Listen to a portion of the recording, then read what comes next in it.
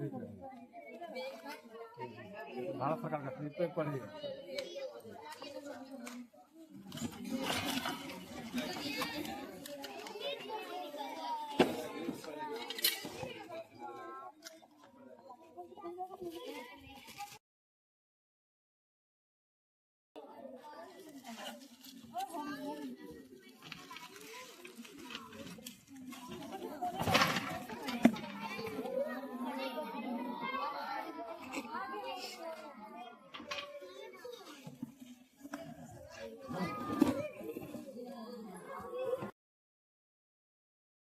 अब इसको एक एक करके जोड़िए।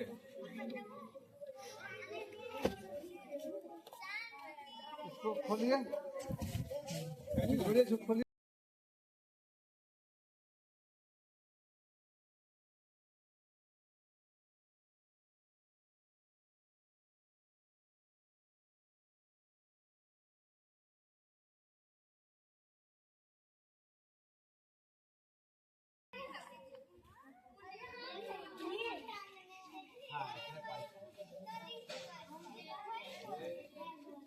मैप देखिए, मैप होगा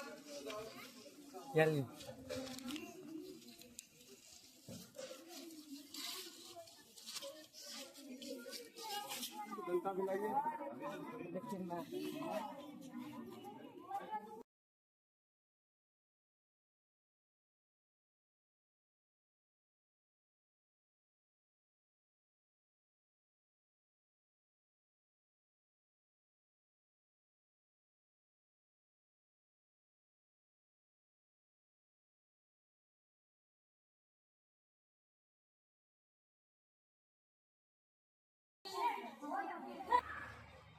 अब जर्मनी जो हमारे देश से बहुत दूर है, उन लोगों ने हाथ से याद किए हैं। और ये देखिए, इसमें सारे औजार एक एक फिट हो रहे हैं,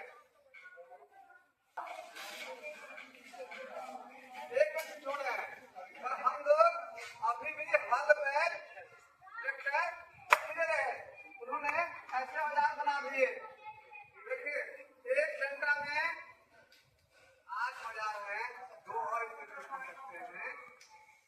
और थोड़ा कम करें तो 18 तरह के काम हम एक औजार से कर सकते हैं। तो हमें अपने एग्रीकल्चर को, हम अपने किसान को इवॉल्व करना होगा। हमें अब इन औजारों को छोड़ करके इन औजारों को अपनाना होगा। यदि मैं इसमें खुरपी से करूं तो मैं कितना खुरपी से कर पाऊंगा? दिन भर एक मजदूर 400 रुपए लेगा, इस खुरपी से कितना काम करेगा? फिर खेती में घाटे हो जाए।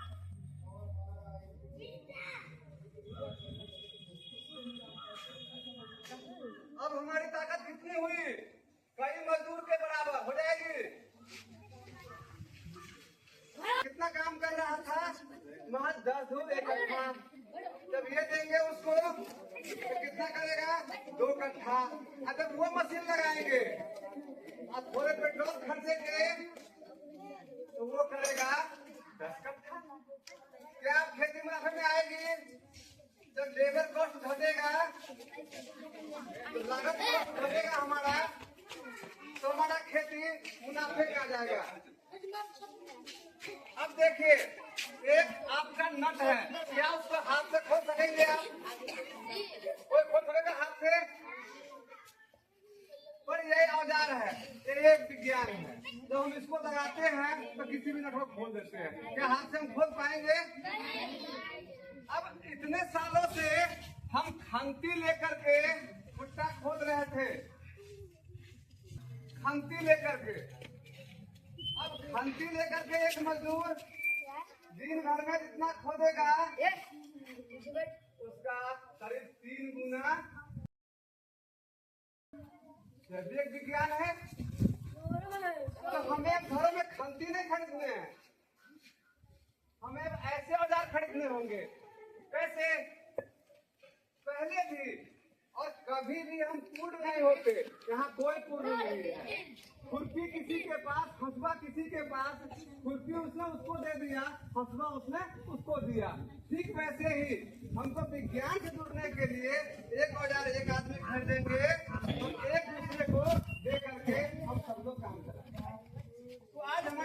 है कि हम इसको चलाएं, इसको नहीं। अगर यही बात हम उस मशीन से जोड़ देंगे, पेट्रोल खर्च करेंगे, तो एक घंटा 1 मिनट जो लग रहा है हमको 5 मिनट। अब लेबर कॉस्ट और नीचे गिर गया, हमारे काम जल्दी होंगे और लोग सरकारी नौकरी के पीछे भागने और झोला लेके बाहर भागने के बजाय अपना काम करना। अब सोचिए ऐसा बगीचा मेरा है, अगर मेरे जैसे 100 बगीचा हमारे गाँव में 100 बगीचा है, क्या देश में तमाम मीडिया सेंटर को आना नहीं पड़ेगा यहाँ? तो किसके पास नहीं है? विज्ञा का विज्ञा पड़ा हुआ है, क्या नहीं है? दिमाग नहीं है, सोच नहीं है। क्यों? क्योंकि वो वैज्ञानिक सोच से नहीं सोच रहा, वो सोच रहा है एकदम रूढ़िवादी सोच, फिक्स माइंड से। अब तो ऐसा हो ही नहीं सकता और आप लोगों को करना ही होगा। क्यों? क्योंकि अगला जो युग है वो जलवायु परिवर्तन के युग है। इस युग में सरकारी भवन भी और बिल्डिंगें ऐसी नहीं रह सकती। अब चलिए हम आड़ी बनाते हैं, देखा होगा आप अपने पिता को आड़ी बनाते हुए, तो आड़ी अब तक हम इससे बना रहे थे। क्या हुआ अगर आपको इस दोनों में से दो दिया जाए तो किससे सुविधा से काम कर सकते हैं? आज लड़कियां भी बड़ी बड़ी गाड़ी चलाती है, प्लेन उड़ाती है। क्यों? तो उसमें विज्ञान है। आज दिमाग से गाड़ी चलती है, दिमाग से प्लेन उड़ती है, न कि शरीर से। तो हमारे जो विज्ञान है वो हमारी ताकत को कई गुना बढ़ा रहा है। ये देखिए, क्या आप इस पेड़ पर इस पत्ते पर तोड़ सकते हैं? डांडा पर अपने यहाँ चढ़ सकते हैं? पर विज्ञान से अगर आपने दिमाग लगाया तो देखिए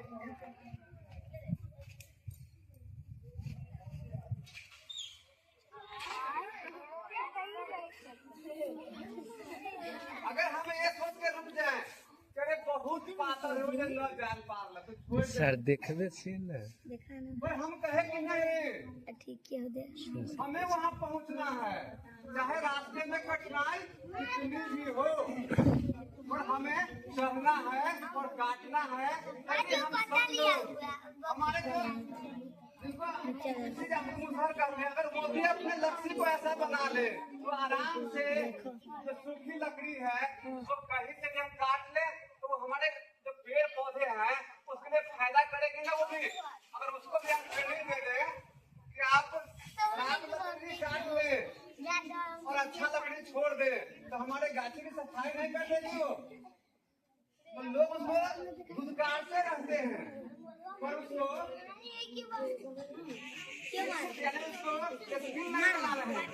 वही समुदाय धुतकारते हैं अपने गाछी में अपने बगीचे में आने से। दोस्त देख को आदमी बेंच पर जा रहा था, हमारे गाछी की सफाई हो जाएगी, धुतकार सम्मान अगर जो उसको मिलेगा। नहीं बूढ़े क्यों दिमाग लगाना नहीं चाहते? हम फिक्स सोच रहे हैं कि अरे तो नीच है, इसको नीचे रहना चाहिए। अरे नहीं भाई, सबको ऊंचा उठना चाहिए और सबको समान जीवन चाहिए। आप सोचिए चौक पर से आते हुए सड़क बहुत अच्छा है, लेकिन बीच में जो गड्ढा है उसमें कौन गिरेगा? उसी तालाब में सेफ्टी टैंक बना करके अपना पाइप डाल दिए हुआ है। जानते हैं कितनी बड़ी अपराध है? 100 हत्या के बराबर हमारे भारतीय न्याय संहिता में मीठे जल को दूषित करना ऐसा अपराध है कि अगर मुकदमा हो जाए तो जो 30% लोगों ने डाला हुआ इंक्वायरी होगी तो उन पर मुकदमा चलेगा और बाकी बचे जो बीमार हुए हैं उसका मुआवजा उनसे औसत अगर सुप्रीम कोर्ट में बताएगा उनको।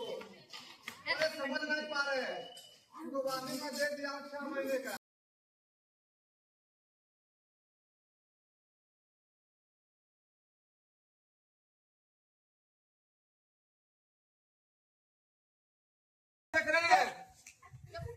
लठ हम मुगलों से गुलाम हुए थे, क्यों?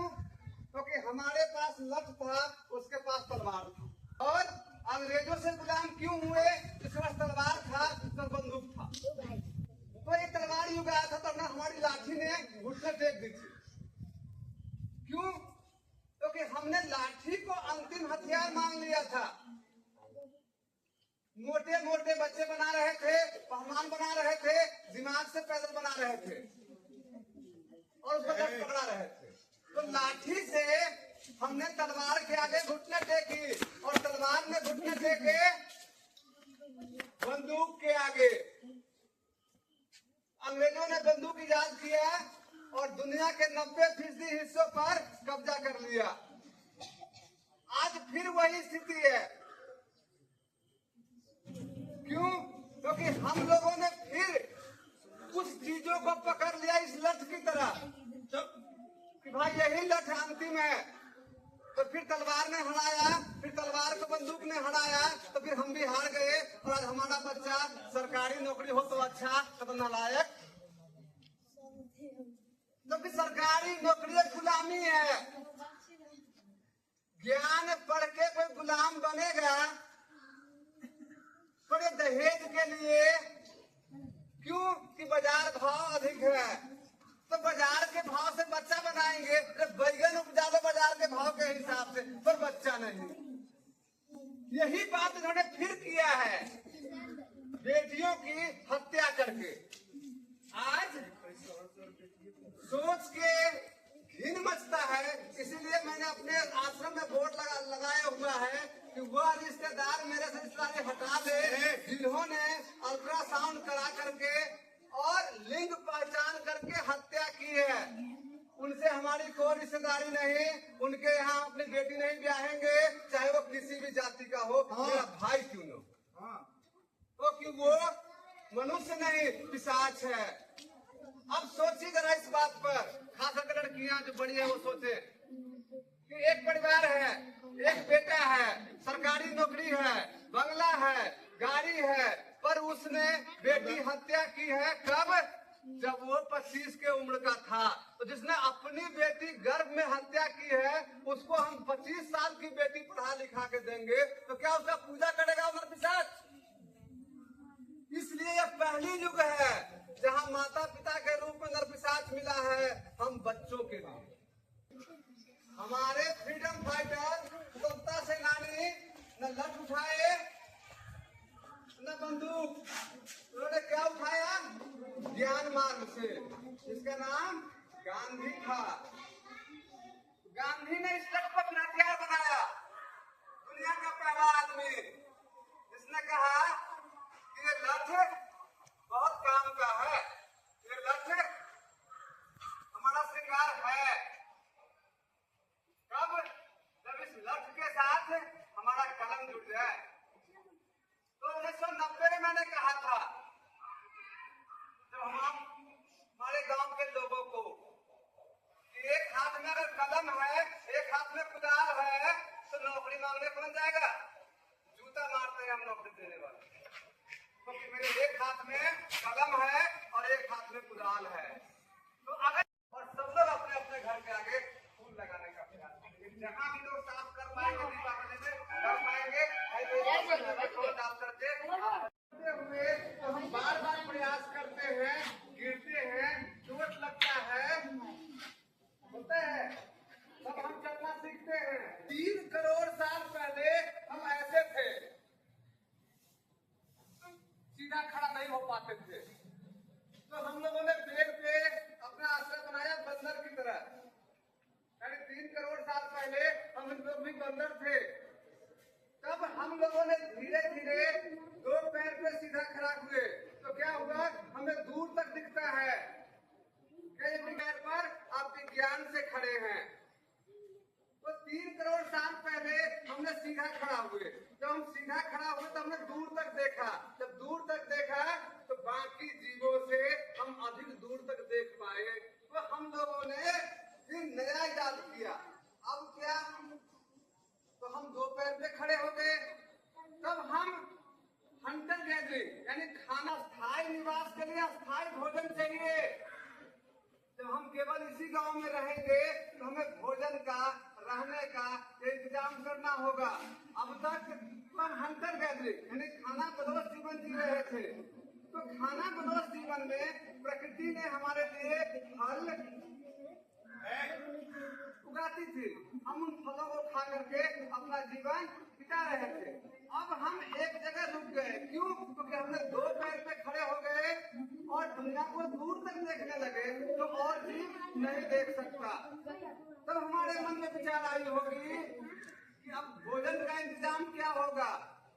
तो लगभग 10,000 साल पहले हम लोगों ने अस्थायी खेती की शुरुआत की। अस्थायी खेती यानी पत्थर के औजार, और हम लोगों ने अपनी श्रम लगाना शुरू किया। फिर हम लोगों ने कुछ भैंस को पकड़ लिए होंगे जंगल से और उसकी दूध पीना शुरू कर दिए होंगे।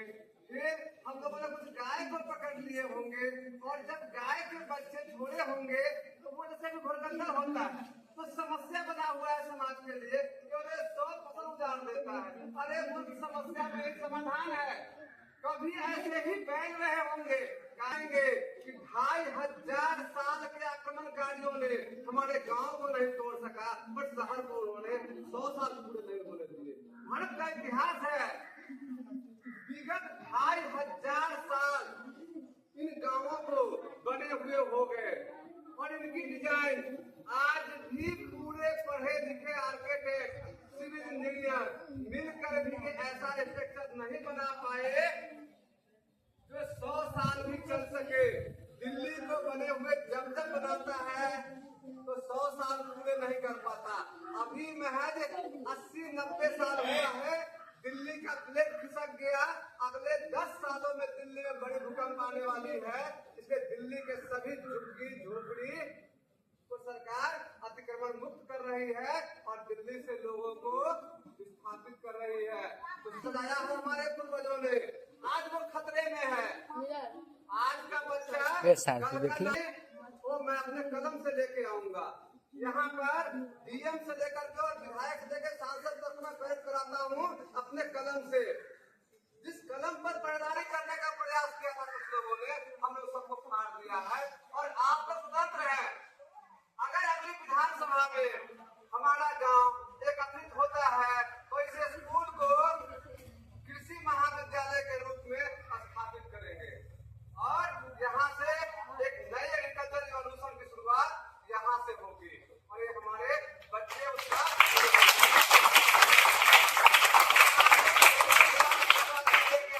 सरकारी